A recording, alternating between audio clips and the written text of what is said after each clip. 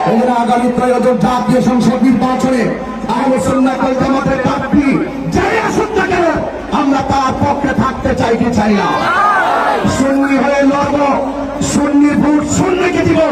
সুন্নিরা যেই দিকে যাবে এবার একদিকে যাবে, তার সাথে যাবে, একসাথে যাবে, হাত তুলে রাখতে হবে, ঠিক কিনা বলে আমরা কাছে আসি নাই বলেন।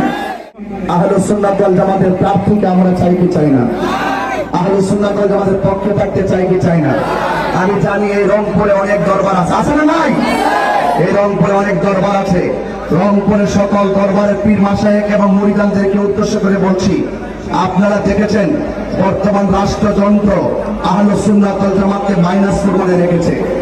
আমাদের সকলে যদি ঐক্যবদ্ধভাবে ঘুরিয়ে দাঁড়িয়ে যায় এবং সকলে যদি ঐক্যবদ্ধভাবে আমাদের অবস্থানকে আমরা জানান দিতে পারি, আমি বিশ্বাস করি এই দেশের রাষ্ট্রযন্ত্র আমাদেরকে সংলাপে ডাকতে বাধ্য হবে। কথা বলেন ঠিক কিনা? আগামী ত্রয়োদশ জাতীয় সংসদ নির্বাচনে আহলে সুন্নাত ওয়াল জামাতের প্রার্থী যাই আসুক না কেন আমরা তার পক্ষে থাকতে চাই কি চাই না। সুন্নি হয়ে লড়ব, সুন্নির ভোট সুন্নিকে দিব।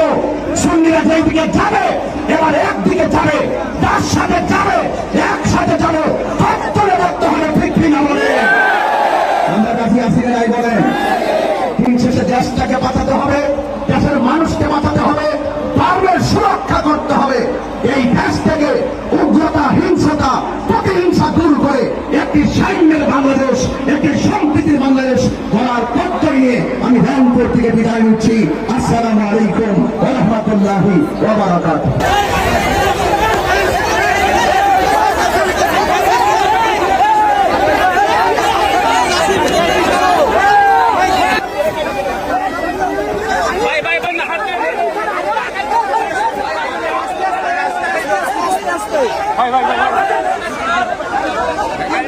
ভাই